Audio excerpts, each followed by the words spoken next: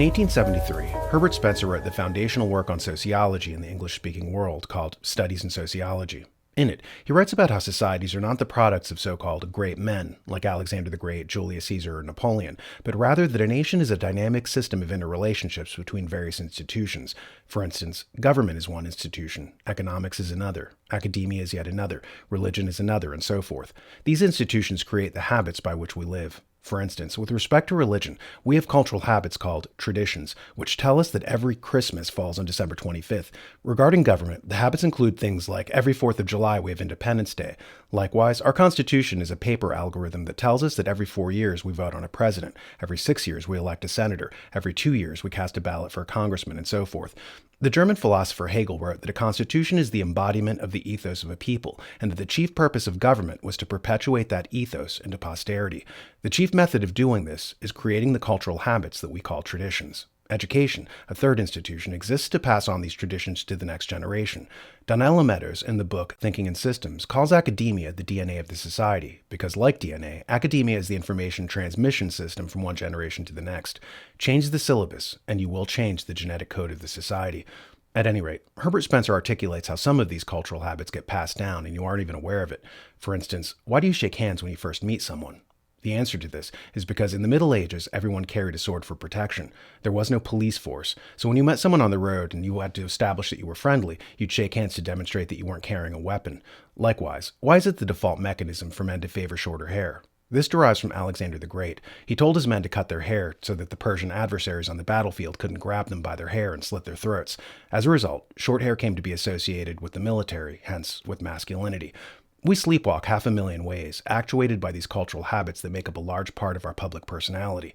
Ethics is, in a very real sense, habit formation. Cicero said that no one was born ethical. This is a methodology that has to be trained in, and once it is, these moral behaviors become what he called a second nature, a phrase that we still use today. Aristotle likewise laid emphasis on this fact when he said that habit formation was at the core of ethics. Excellence, he said, is not an act, but a habit. The problem arises when ethics is no longer taught, and instead, habit formation is outsourced to more cynical actors, like propagandists. The father of propaganda, Edward Bernays, said in 1926, "The conscious and intelligent manipulation of the organized habits and opinions of the masses is an important element in democratic society. Those who manipulate this unseen mechanism of society constitute an invisible government, which is the true ruling power of our country." Bernays worked for the first Ministry of Propaganda in America during World War I. It was called the Committee on Public Information. Propaganda had always been a weapon of war. Bernays was instrumental insofar as he said that after the war ended, why not use the same techniques on the public? He rebranded his field and coined the term public relations. The talent for enacting habit formation honed during the war would now be leveraged for corporations. One of the new habits Bernays is credited with is getting more women to smoke. He was approached by the tobacco industry, who felt as if they were losing profits if only half the society was using their product. They paid Bernays to try and create a new social habit for the country's females. See here. Every year, New York held an Easter Day parade to which thousands came. And Bernays decided to stage an event there. He persuaded a group of rich debutantes to hide cigarettes under their clothes. Then they should join the parade, and at a given signal from him, they were to light up the cigarettes dramatically. Bernays then informed the press that he had heard that a group of suffragettes were preparing to protest by lighting up what they called torches of freedom. He knew this would be an outcry, and he knew that all of the photographers would be there to capture this moment. And so he was ready with a phrase, which was torches of freedom. And so here you have a symbol, women, young women, debutantes, smoking a cigarette in public with a phrase that means anybody who believes in this kind of equality pretty much has to support them in the ensuing debate about this, because torches of freedom. I mean, what's on all American coins? It's liberty. She's holding up the torch, you see? And so all of this is there together. There's emotion, there's memory, there's a rational phrase. Even though it's using a lot of emotional elements, it's a phrase that works in a rational sense. All of this is together. And so the next day, this was not just in all of the New York papers, it was across the United States and around the world. And from that point forward, the sale of cigarettes to women began to rise. He had made them socially acceptable with a single symbolic act.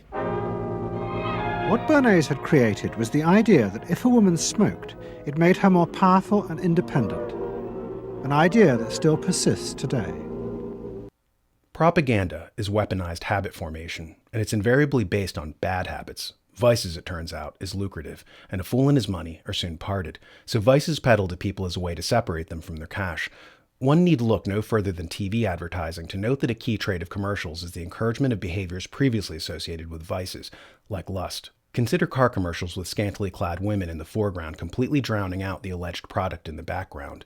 Lust is used as a psychological device to manipulate the potential customer with Pavlovian associative conditioning.